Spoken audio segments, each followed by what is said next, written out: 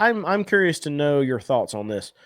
Tim is asking, when is going to be the best time to buy a Ram? So we have all this news coming out of Ram supposedly going to be dropping their prices by 35%. Maybe across the board. It seems like now it's sounding like up to 35% across the board. We don't know exactly where the number is going to land, but if you were hearing this news and Ray, you are a consumer right now, what would you do if you were wanting to actually buy a RAM? Would you wait?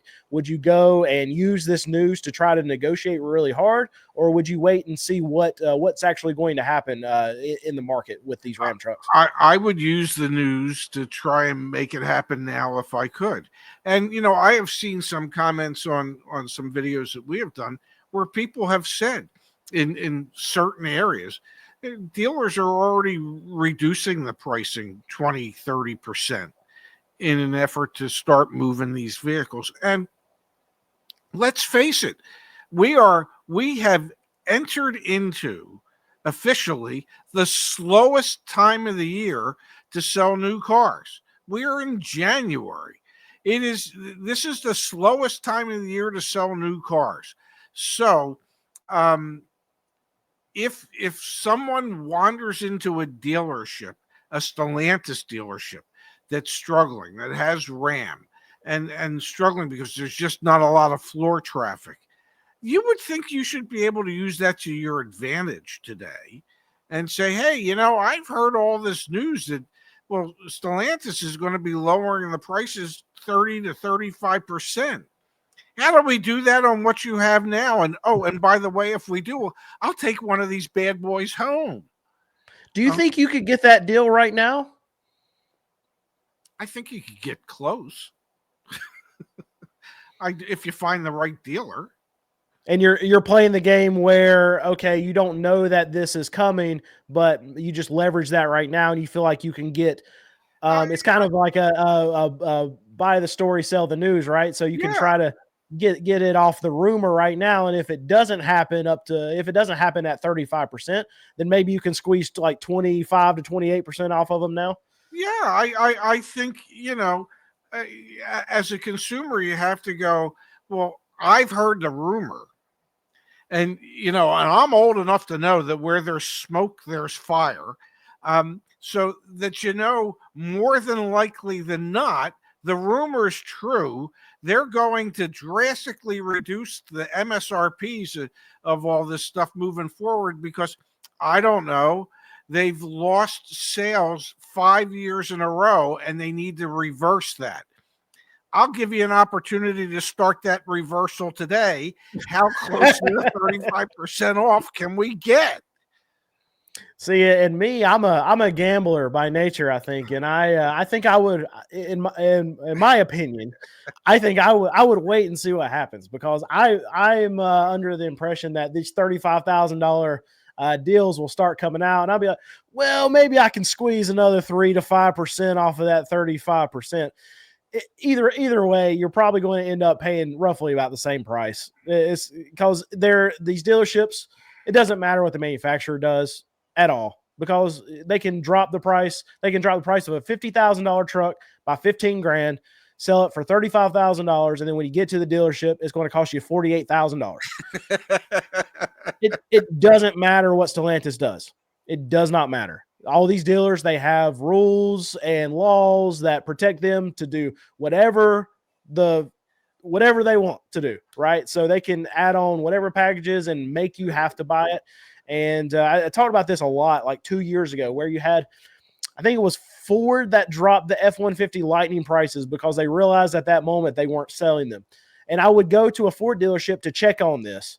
And I would see the MSRPs that were lowered a little bit, but then you had a market adjustment. They would lower the price by like $4,000 or $5,000 from Ford, and then you would have a market adjustment of $10,000 coming from the dealer. It doesn't matter what these manufacturers want to do. All that matters is what the dealers are willing to sell the cars for. And unfortunately, the manufacturer has no control over what the dealer can sell it for. They can't threaten the dealer with, well, we're going to pull your franchise. It doesn't work like that. There's a reason it's called a manufacturer's suggested retail price. It is merely a suggestion. The market sets what the price is. If there's too many of them, then the price is going to be lower. And if there's too few of them and the market's strong, then the price is going to be higher. And we saw that during the pandemic because people were afraid of missing out. And so whatever the dealers said, the customers agreed to, which meant in many cases they were paying $10, $15, $20,000 in market adjustment pricing in order to be able to say, well, I bought one, as opposed to saying, I'll wait. And here's the thing: the manufacturers aren't going to police this in any way, because I mean they're not going to want to limit what dealers. They're not going to punish them by not sending them cars or something. That's their customer. I'm if a customer walks up onto my dealership, I'm not doing anything that's going to not allow them to give me money for my cars, right? So these manufacturers, they're the same ways. They want their dealers to be happy. So if the dealers are charging outrageous fees, it doesn't really matter to the manufacturer, because as long as they keep buying the cars from the manufacturer, Ford's happy. Ford's happy. Take all these trucks. I know you got a bunch of them. Keep taking more, and yep. I'm happy. That's all it is, because that these dealers are the manufacturer's customers. Me and you, us consumers, we are not Ford's customers. It's the dealers. Absolutely. All right, so all of you watching here, I know most of you are not subscribed, so I need you to hit that subscribe button. Whatever we need to do to get you to hit that subscribe button, Ray will do it. So just hit it for us and let us know what he needs to do down in the comments to get you to subscribe. Here's an interesting one. Ray, Brandon, please discuss. In 2024, Americans are projected to buy around 15.85 million new vehicles. I don't know if that's the right number. Sounds right. Highest since 2019. How can people say the prices are too high, but they're still freaking buying these cars left and right? Because we're seeing the numbers go up, right? Okay. Here, I'll share something with you. In 1986, Americans purchased 16 million new cars. That was greater than the amount of new cars that were purchased in 2024. Manufacturers have decided they're okay with selling fewer cars at a higher profit margin to fewer people. They have shrunk the available market to who they can sell cars to, as opposed to expanding the market. So, yeah, there's a smaller percentage of people today who can afford to actually buy these overpriced vehicles, as opposed to trying to appeal to more people with cheaper vehicles. Do you think that with this model, and this model that's working clearly for manufacturers because they are making more money doing this, do you feel like this model is going to end up killing a lot of dealerships? Because dealerships thrive on volume and not necessarily making money on the actual vehicle that they're selling. So when you get to that aspect, do you feel like there are too many dealers in the pool of entities that can sell vehicles to this smaller portion of the population that's actually able to afford these vehicles now? Do you see a lot of these dealerships just going away because there's not enough mouths to feed with the price points that these manufacturers want to keep? I think that's a real possibility. There are some brands out there that are realizing that there is a market for lower priced, lower profit margin vehicles. And some of those brands, General Motors in particular, Chevrolet with the Trax, and some of their other sub $30,000 vehicles are supporting that market. Buick with the Envista is watching sales grow. I mean, you can. The one area in 2024 that consistently saw an increase in sales volume was $30,000 and under new cars. So that's an area that if manufacturers decide they want to cater to it again, they can, and they will sell more cars. Would they prefer to make $10,000 selling one $50,000 car to having to sell four $20,000 cars. I don't know. I think you're better off having four customers than one, because four customers could be four service customers. Four customers could be four customers that need tires as opposed to one. I you know the when you extrapolate it out, selling four is better than selling the one. In my limited thinking, it just it seems to make sense to me. Now, apparently, it doesn't make sense to some of the manufacturers out there. But there's a huge market for sub $30,000 cars, and that market is growing. That's where we have seen sales gains, not sales losses. Why do you think Stellantis' sales are off so much? Because they had the highest amount of MSRP inflation over the last 5 years of any other brand out there. The next closest was Hyundai Kia. So, they made a decision, and some of the decisions they made cut out their customer base.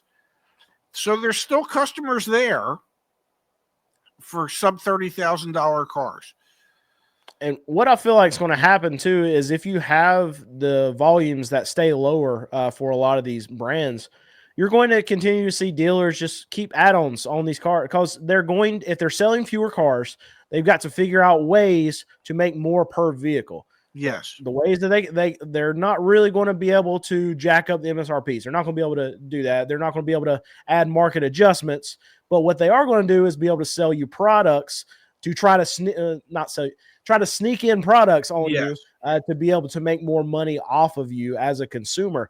But the dealerships are going to have to find creative ways to do this, because if they're selling fewer vehicles, they have to still make their money. I mean, those buildings are super nice. I don't know if you've ever been into a franchise dealer bathroom. It's the nicest bathroom you'll ever be in. And they have money. They have to make money to be able to keep up all of this overhead. And they still want to make the same amount of money that they have been. And if they're selling fewer vehicles, well, guess what? Consumers going to pay more per vehicle, not only for the manufacturers raising MSRPs because they're doing a higher margin, less volume, but also the dealer has to get a piece of that pie too. And in most cases, dealers historically have not made money off their new cars. They've made money off products that they're selling. F&I, any kind of add-on packages that they're putting on these vehicles, you're going to see that more and more and more and more if the manufacturers continue to play this low volume, high margin game. Another example I'll give you is I've been to a lot of Ford dealerships lately, and they are putting lots of accessories on these trucks now. They're lifting them up. They're putting big rims, tires. They're putting extra lights on these trucks, and you are paying dearly for all of this equipment that they're putting on there. That's not a volume play. That's I'm making as much money as I can on this particular truck. Yeah, it looks awesome, but you're going to pay for it. And to me, that's a short-sighted play. That you're not playing the long game as a dealer when you do that. You're playing the short game where you just want to grab for as much profit as you can. The long game is to try and develop your customer base so that they want to keep coming back to you, and you can sell them lots of cars. And some dealers lose sight of that. I shouldn't say many dealers lose sight of that, where if you're a mass market brand, Hyundai, Kia, Nissan, Honda, Toyota, you Subaru, Mazda, you should have vehicles that are entry-level vehicles, low priced, so that when an 18, 19, 20-year-old kid wants to get their first new car, they can afford to buy their first new car. Might not be their ultimate new car, but it's their first new car. And as their financial position in life improves moving forward, there should be a model for them to step up to next within that brand, and then a model above that, and and you continue that process. You know, I used to see that when I was with Nissan for years. You know, you had the Versa, and then you had the Sentra, and then you had the Altima, and then you had the Maxima. Okay, they were four different price point vehicles for four different positions in someone's financial life. And I think many manufacturers and many dealers have abandoned that principle. The whole concept to me is you start them off with something cheap and you keep them for years and years and years, and you keep moving them up in the model lineup, and then you bring their kids in, and their kids start in the Versa and work their way to the Sentra and whatever. But dealers and manufacturers have abandoned that thinking, and personally, I think that's a huge mistake. I agree with that completely. All right. We have somebody I can yell at. Please don't give us money. We'll answer your question. Just put a question down there. I'll answer it. I promise you I will. Unless it's a dumb question. And if it's a dumb question, I'm not going to answer it.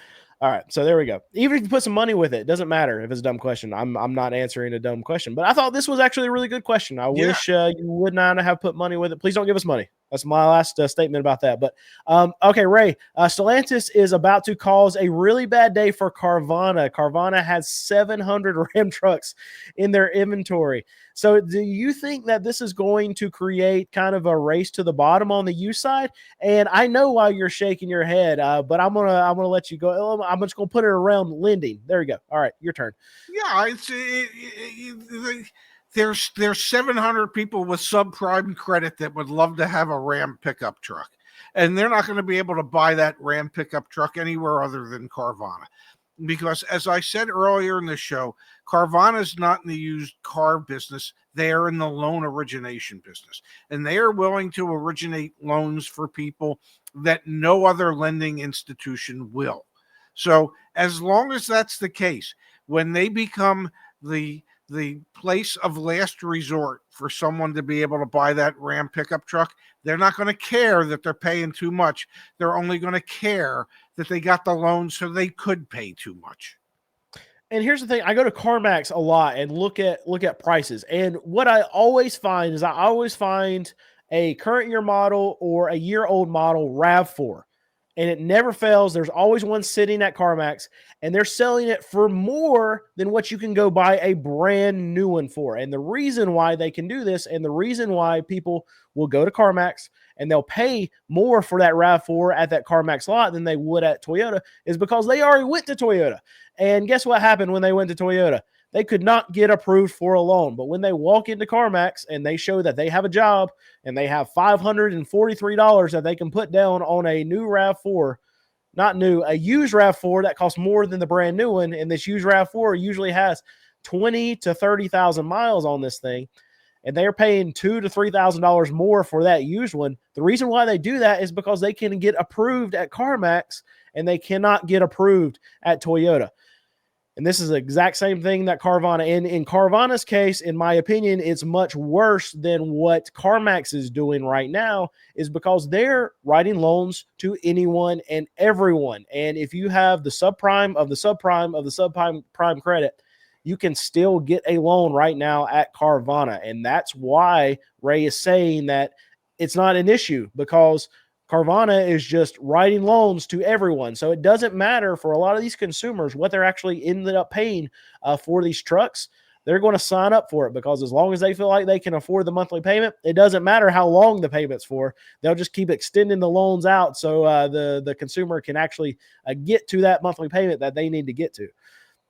Yeah, certain things aren't going to change, and that's why. And I don't care. They could lower their prices 50%. Carvana is still going to sell those 700 Ram pickup trucks. Yep, they'll sell each and every one. And you know what? They're going to make $7,200 per truck. Yes, sir. Hit that like button, hit the subscribe button. Tell every living person you know that they need to subscribe to Car Sense with Brandon and Ray.